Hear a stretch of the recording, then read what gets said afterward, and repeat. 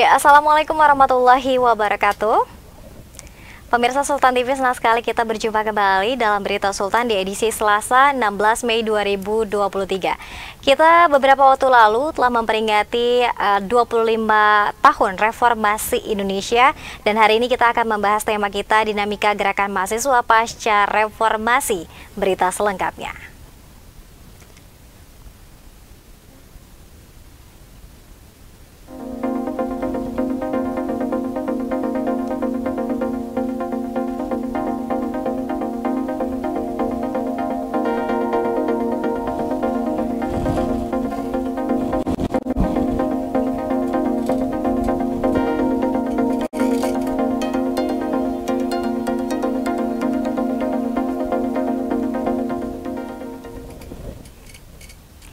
Ya, pemirsa Sultan TV, seperti kita ketahui bersama bahwa aktivis mahasiswa sangat berperan besar dalam reformasi Indonesia, di mana puncak pergerakan mahasiswa pada masa reformasi ada lebih dari 15.000 mahasiswa. Ini menuntut Presiden Soeharto untuk mundur dan mengambil alih gedung DPR MPR. Saat ini gerakan mahasiswa juga terus memberikan kiprahnya sebagai mitra kritis pemerintah. Lalu bagaimana dinamika gerakan mahasiswa pasca reformasi dan bagaimana juga mahasiswa melakukan pergerakannya saat ini? Senang sekali pemirsa, di studio Sultan TV kita telah kehadiran seorang narasumber kita, saudara kita, Tum Rojo Rahmatullah, selaku Ketua Umum PD Kami Serang. Assalamualaikum Tum, selamat siang. Waalaikumsalam warahmatullahi wabarakatuh. Wah, baru saja dilantik beberapa bulan lalu. Iya nih, alhamdulillah. Selamat ya sebagai Ketum PD Kami Serang yang baru ya? Ya, yang baru. Yang baru. Oke, kalau boleh tahu, kemarin sempat mungkin menawarkan visi misinya kepada teman-teman kami di Serang, apa yang dibawa visinya? Ya alhamdulillah ya, saya juga pertama saya ucapkan terima kasih juga udah diundang ke acara Sultan TV begitu ya, di momen hari ini gitu, karena memang kita memperingati hari reformasi gitu kan. Nah, dan ini menjadi momentum bersejarah buat kita gitu, apalagi gerakan Kesatuan Aksi Mahasiswa Muslim Indonesia gitu. Dan visi yang ketika itu saya tawarkan adalah bagaimana kami ini bisa menjadi wadah bukan hanya untuk belajar saja teori, akan tetapi implementasinya bagaimana di lapangan. Kebanyakan kan kita di mahasiswa itu hanya belajar teori, berbicara, dialektika, terus kemudian public speaking dan lain sebagainya, tapi lupa dengan konsentrasi skill yang mengeksekusi semua kata-kata kita itu. Itu lebih kepada implementasi itu, dan menjadikan kami ini pusat pengembangan hard skill dan soft skill. Oke. Begitu. Itu sih. Oke, lebih kepada peningkatan sumber daya manusia. Lebih tadi juga ada hard skill dan juga soft skillnya. Ini iya, mirip-mirip dengan Tum yang sebelumnya ya, masih berpusat pada pendidikan ya. Pendidikan dan juga peningkatan soft skill dan hard skill tadi. Baik, mungkin sebelum kita ke pergerakan pasca reformasi, kalau Tum sendiri mungkin kalau reformasi kita sudah 25 tahun, kalau kita kilas balik ya, kalau kita hitung-hitung usianya sudah 25 tahun. Kalau pergerakan kaminya sendiri, ini apakah sudah lebih tua dari reformasi atau seperti apa? Dan apakah ketika reformasi juga ini teman-teman aktivis kami sudah berperan dan berkecimpung di sana? Jadi alhamdulillah teh ya, pasca reformasi 98 tuh, itu hiruk pikuknya luar biasa banget ketika itu, apalagi kita ngebuka sejarah gitu kan. Ada buku namanya Kami dan Pergulatan Reformasi, itu jadi buku semua kader-kader itu harus tahu tuh. Dan harus baca itu, dan luar biasa dinamikanya ketika itu. Dan sampai sekarang kami ini menjadi gerakan mahasiswa yang tidak hanya berputar kepada hal-hal yang sifatnya itu pergerakan, akan tetapi juga kita ada pergerakan-pergerakan yang sifatnya fundamental gitu. Itu yang lebih penting. Nah, di kami sendiri pasca reformasi itu kan transisi banget tuh. Dari tahun 98 mulai menyusun dan membentuk konsep-konsep pembinaan dan pengkaderan, rekrutmen seperti itu gitu. Terus tahun 2000 dan lain sebagainya itu menjadi apa namanya, peristiwa-peristiwa bersejarah juga. Tidak lupa juga dengan pergerakan-pergerakan senior-senior kita dulu begitu ya. Nah, cuma ketika sekarang itu era udah mulai berubah tuh. Iya. Iya, apalagi era digital gitu.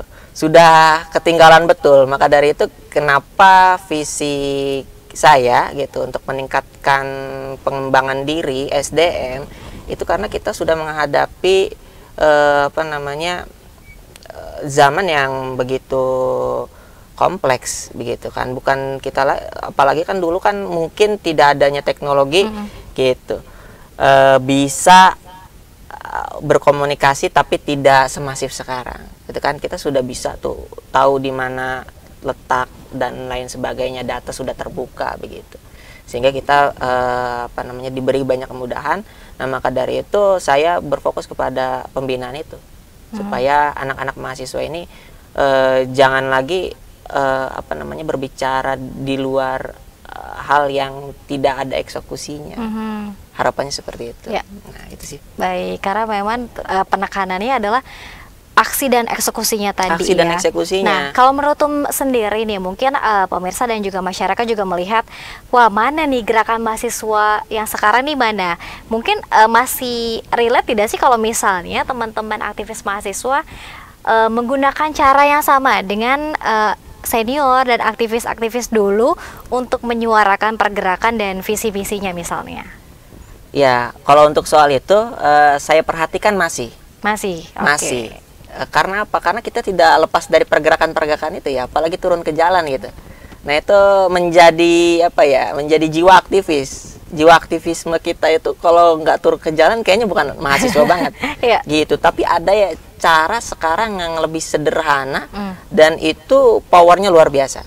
Begitu. Nah, di era digital ini gitu kan, itu cara-cara itu bisa dilakukan gitu. Kita lihat ya, kalau beda mahasiswa dulu dengan pergerakan mahasiswa sekarang beda, lebih cenderung kepada digitalisasi gitu ya, lebih kepada skill dan lain sebagainya dibandingkan dia harus turun ke jalan.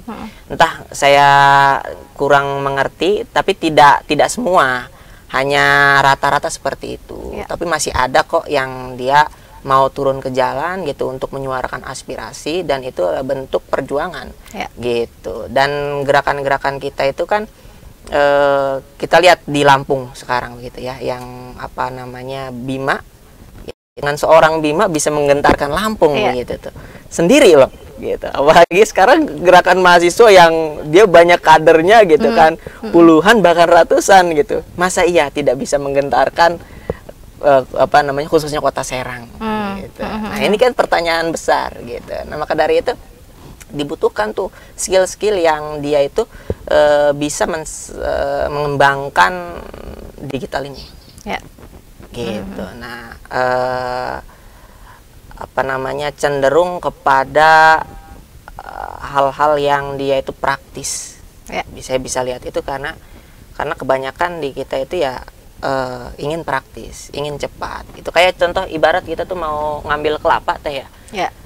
Tuh kelapa tuh enak banget itu di atas tuh. Kelapa tuh enak, tapi lupa itu cara manjatnya gimana. Kan itu kan proses. Gitu. Itu proses. Dia prosesnya tuh gimana naik ke atas gitu kan. Nah, itu yang jarang dipikirkan sama anak muda. Contoh kita masak mie sama nasi, itu lebih susah mana? Lebih susah nasi. Gitu. Nah, lebih mudah masak mie, tapi kita lihat nilainya lebih kenyang mana? Ternyata lebih kenyang nasi karena prosesnya susah. Nah, itu tuh. Nah, sekarang cenderung gerakan mahasiswa itu dia lebih kepada komunitas-komunitas yang dia itu tidak begitu rumit gitu dalam manajemennya gitu ya. Dalam manajemen organisasinya tidak begitu rumit. Harus ada ini, harus ada itu, dan apa namanya, target dan lain sebagainya. Sedangkan di komunitas kan mungkin ada yang dia seperti itu, cuma tidak apa namanya, mengcreate organisasi seperti itu. Nah, sehingga banyak beralih ke situ tuh gitu. Nah, itu tuh yang mungkin pengennya cepat dan lain sebagainya. Tapi mudah-mudahan kami sekarang diupayakan untuk bagaimana membiasakan hal-hal yang kita itu serba proses. Baik, karena memang kalau kita bandingkan dengan generasinya juga sudah tentu berbeda. Iya. Kemudian juga cara pendekatannya kepada kader juga pasti berbeda ya, karena Berbeda. generasinya sekarang juga kan Iya. tadi yang generasi tidak mau ribet, pengen yang simpel-simpel begitu Iya, dan iya. sebagainya. Oke, kalau teman-teman kami kemudian apa yang khususnya mungkin menyorot permasalahan yang ada di Kota Serang seperti apa, Tom? Kalau kita sih apa namanya, kita nih gerakan mahasiswa ini kan cenderung momentum gitu, mengkonsolidasikan seluruh elemen gitu, organisasi eksternal bahkan internal kampus begitu. Nah, itu jadi momentum aja. Maksudnya di hari HUT Kota Serang atau HUT Kabupaten Serang atau HUT Banten gitu ya. Tapi tidak continue gitu, tidak continue. Nah, maka dari itu saya berpikir bahwa ini kita harus ada gerakan yang continue nih. Betul. Apa yang mau kita arah? Tidak bisa semua dong. Tidak bisa semua. Maka dari itu kita mengarah kepada pendidikan Kota Serang. Oke. Gitu. Kenapa pendidikan di Kota Serang? Karena pendidikan Kota Serang, punten ya. Kota Serang itu kan Banten khususnya ya. Itu pusat peradaban terbesar gitu ya, pendidikan Islam gitu. Pendidikan Islam pusat peradaban terbesar dulu di zaman Sultan Hasanuddin. Begitu kan, sebelumnya ada Sultan Abdul Mafakir Mahmud Abdul Qadir gitu kan. Kita lihat daerah Banten begitu kan, yang tadinya pusat peradaban terbesar, tapi pendidikan kok kita malah jauh. Begitu, dari kota-kota dan kabupaten lain. Masih kalah dengan Tangerang, masih kalah dengan Cilegon gitu kan. Dan konon katanya secara de facto bahwa Kota Serang itu ibu kotanya Banten. Tapi walaupun tidak ada regulasi yang clear gitu ya, regulasi yang tepat gitu untuk mengatakan hal seperti itu. Baru ada peraturan undang-undang pembangunan Provinsi Banten itu mengatakan bahwa ibu kota Provinsi Banten terletak saja aja gitu, bukan mengatakan terletak di kota di Serang, bukan di Kota Serang atau bukan di kabupaten, di Serang. Ini kan pertanyaan tuh. Gitu. Nah, ini menjadi harusnya ya pemerintah itu sudah mengkelirkan itu tuh. Gitu. Supaya apa? Supaya bisa menjadikan Kota Serang ini lebih scale up lagi gitu. Nah, itu kita fokus pendidikan, kita kembali kepada era abad 15 begitu, yang dia fokus kepada pendidikan Islam gitu. Nah, saya senang nih dengan visi misinya wali kota sekarang begitu kan. Dia lebih mengutamakan pendidikan gitu. Maka dari itu kita fokus untuk bagaimana kita bisa ikut gitu kan, memberikan saran dan masukan terkait pendidikan itu. Dan alhamdulillah saya juga sudah rilis juga tuh ke banyak media terkait pendidikan, bahwa Kota Serang ini masih merangkak dan jauh dari harapan. Oke, kalau dibandingkan dengan dari kota kabupaten lain. Kota kabupaten lain. Oke. Mungkin boleh di sedikit spill ya. Iya. Seperti apa datanya?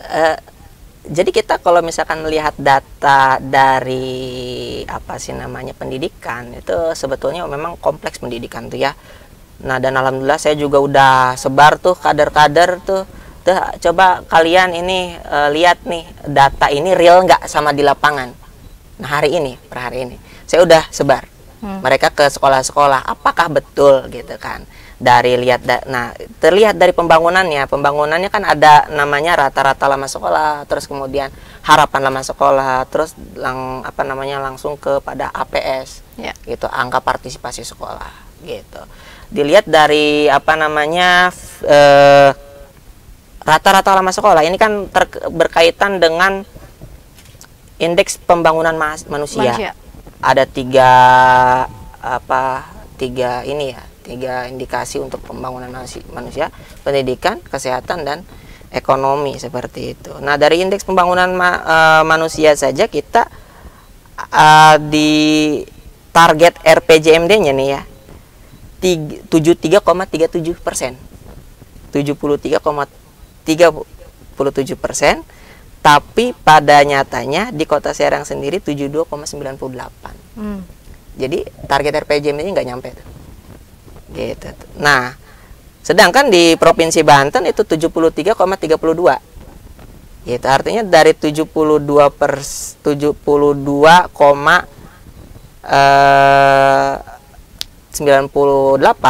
itu masih jauh tuh untuk ke 73,32 yang rata-rata Provinsi Banten. Dilihat dari harapan lama sekolah. Harapan lama sekolah memang cenderung tinggi teh.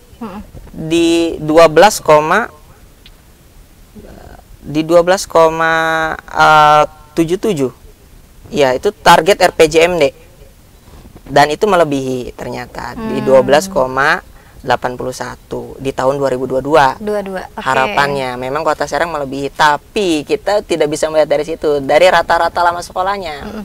Nih, harapannya kan memang 12 tahun sekolah di setara kelas perguruan tinggi semester 2. Perguruan tinggi semester 2 itu harapannya. Tapi rata-ratanya ternyata di tahun 2022 itu angkanya di 8,9. 8,9 SMP ya? Di sekitar SMP. Sekitar SMP. Gitu. Itu untuk rata-rata lama sekolah gitu. Nah, itu yang menjadi indikasi. Terus di APM-nya, angka partisipasinya mungkin di umur 7 sampai 12 tahun itu 99,64. 7 sampai 12 tahun ya umur gitu. Itu angka tinggi. Terus disambung ke 13 ke 15 94,88. Itu lumayan tinggi juga. Nah, cuma ketika dia mau naik ke SMA itu 16 sampai 18 tahun itu di angka 61,94%.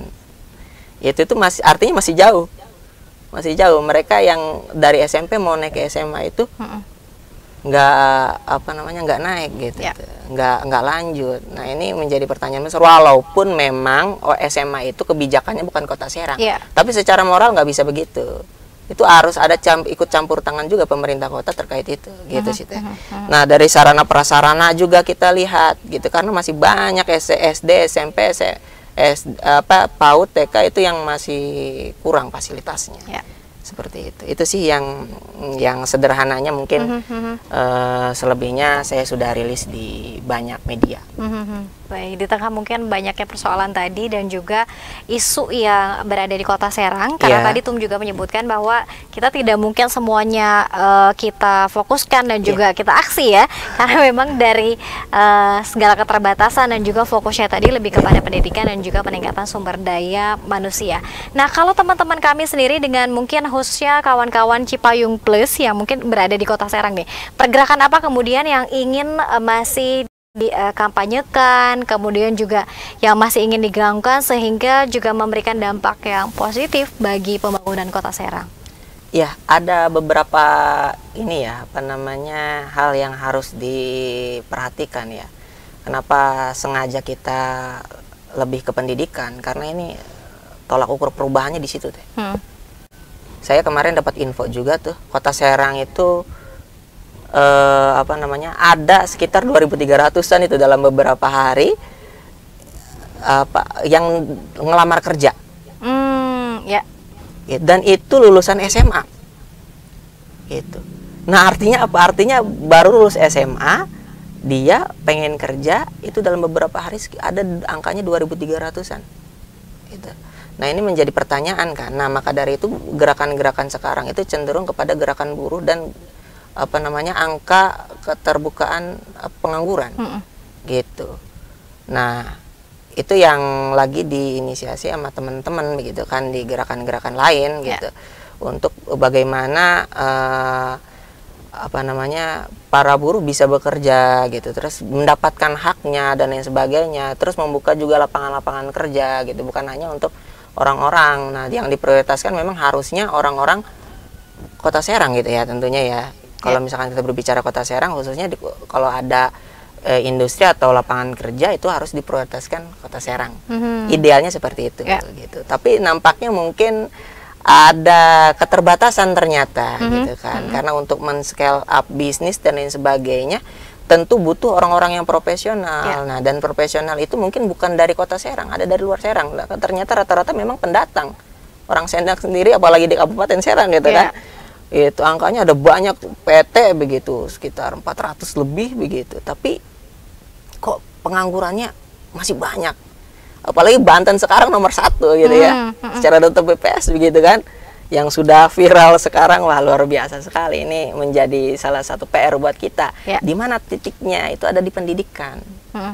Gitu. Ketika dia berpendidikan, maka sudah tuh hal-hal tersebut bisa dikembangkan dengan pendidikan, mungkin karakter dia yang lebih maju begitu. Terus pola berpikir dia gitu, itu yang lebih harus ditekankan. Apalagi pendidikan tentang fundamental ya, gitu. Yang mayoritas memang Islam, ya harusnya berpendidikan tentang Islam, bagaimana Rasulullah mengajarkan gitu, para sahabat mengajarkan gitu.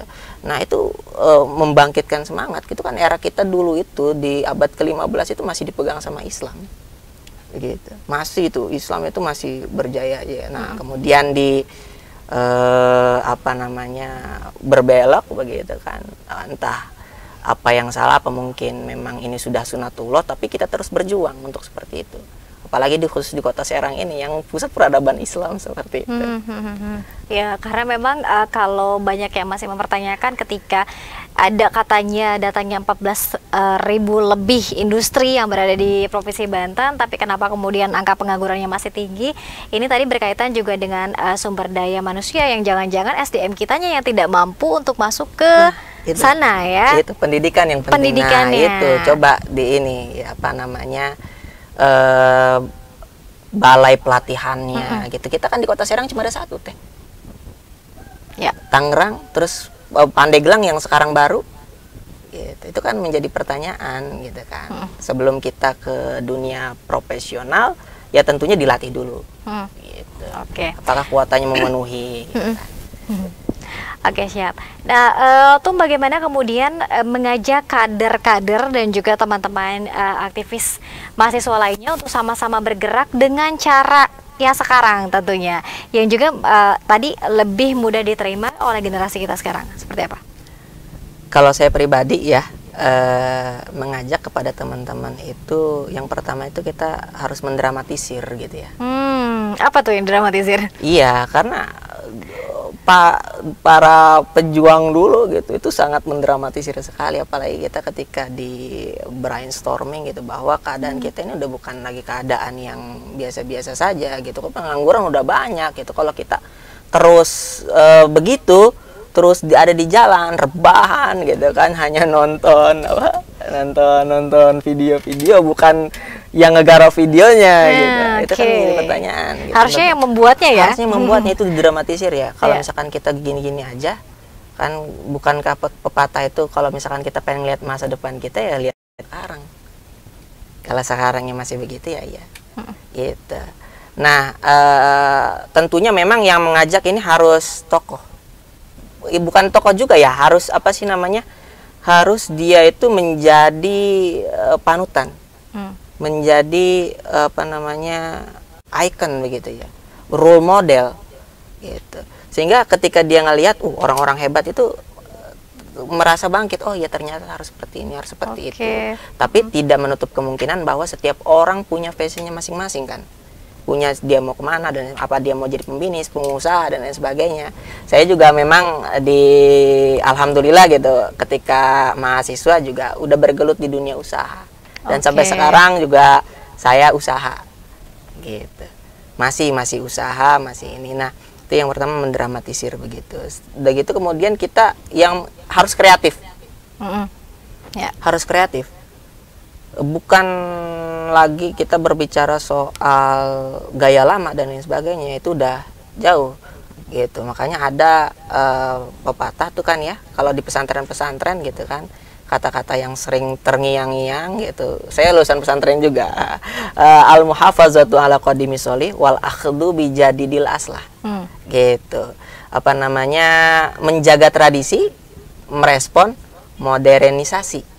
Gitu. Tetap yang lalu dijaga sama kita, tapi bagaimana modern ini kita bisa ambil dengan gaya kreatif kita. Mungkin anak muda sekarang lebih kreatif, lebih kreatif dibandingkan yang udah sepuh-sepuh begitu ya. Itu sih. Nah kreativitas itu harus sih mungkin untuk pengendara mahasiswa, dan kita memberikan kreatif kita seperti itu. Oke, terima kasih banyak Tum sudah menghadiri dan juga membersamai kita di Berita Sultan, dan kita berharap teman-teman mahasiswa khususnya teman-teman di Kami Serang tetap bersemangat untuk melakukan perubahan-perubahan ya, khususnya mungkin tadi yang dibidikannya adalah pendidikan dan juga peningkatan sumber daya manusia. Dan terakhir Tum, apa yang ingin disampaikan kepada teman-teman mahasiswa, aktivis yang mungkin sekarang masih rebahan, jadikan rebahannya bisa menjadi cuan ya, bagaimanapun caranya ya Tum ya, silakan. Saya berpesan ya sama seluruh mahasiswa khususnya di Kota Serang begitu. Mungkin kita nggak terbayang gitu ketika kita di umur SD begitu, itu tidak tidak terbayang ketika kita di mahasiswa itu akan seperti apa. Nah sekarang udah terbayang tuh, udah pada kena mental begitu kan. Nah itu akan terjadi lagi ketika kita pasca mahasiswa juga gitu. Maka dari itu harus dipersiapkan gitu. Silahkan persiapkan dengan penuh semangat gitu, dengan penuh kreatif gitu. Sekarang eranya sudah keterbukaan, bisa lihat di YouTube begitu banyak referensi gitu, apalagi di gerakan-gerakan mahasiswa itu bisa ngejalin kolaborasi dan kerjasama jaringan keluar gitu kan, dan itu terbuka sekali. Kalau seandainya kita wah saya nggak bisa dan lain sebagainya, saya yakin nggak ada yang nggak bisa, pasti semuanya bisa kalau seandainya kita mau gitu. Itu sih yang bisa disampaikan kepada teman-teman mahasiswa. Semoga teman-teman mahasiswa bisa menjadi garda terdepan bagi solusi atau problematika yang ada gitu. Itu sih Teh. Oke, terima kasih banyak sekali lagi Ketua Umum PD Kami Serang, Tum Roja Rahmatullah. Sehat selalu Tum. Agenda terdekat ada apa nih Kami Serang? Alhamdulillah ini hari Kamis. Kita mau ngadain diskusi publik. Diskusi publik tentang pendidikan di Kota Serang. Apakah maju atau mundur? Begitu. Yang tadi sudah saya sampaikan, yaitu udah salah satu bentuk dari keresahan kita gitu. Nanti ada di DPRD Kota. Kita sama Bapak Wakil Ketua DPRD Kota, Bapak Hasan Basri gitu ya. Terus kemudian kita juga mengundang aktivis pendidikan dari Patiro. Terus juga dari akademisi kita undang dari dosen ilmu pemerintahan gitu. Supaya dinamis diskusinya, supaya kita mendapat bahan nih apa sih yang sedang masalah di Kota Serang ini terkait pendidikan seperti itu. Baik, tentunya dari berbagai dimensi dan sudut pandang tadi ya, dengan narasumber yang berbeda backgroundnya. Sekali lagi terima kasih banyak Tum, sukses selalu untuk PD Kami Serang, dan kita berharap bahwa teman-teman mahasiswa tetap bersemangat untuk melakukan perubahannya dengan cara apapun. Dan kita berdoa juga pergerakan mahasiswa juga bisa lebih kreatif tadi seperti yang Tum sebutkan, dan juga bisa memberikan perubahan yang lebih besar lagi khususnya di Kota Serang, Provinsi Banten, dan juga seluruh Indonesia. Terima kasih pemirsa atas kebersamaan Anda, dan selamat merayakan 25 tahun Reformasi Indonesia. Kita berharap perubahan-perubahan yang lebih positif di Indonesia semakin bisa kita rasakan, dan tentunya nanti Berita Sultan akan hadir kembali dengan tema-tema menarik lainnya. Akhir kata, saya Delin Tawangi beserta seluruh kerabat kerja pamit undur diri. Terima kasih atas kebersamaan Anda. Wassalamualaikum warahmatullahi wabarakatuh. Waalaikumsalam warahmatullahi wabarakatuh. Terima kasih tuh. Makasih Teh. Hatur nuhun.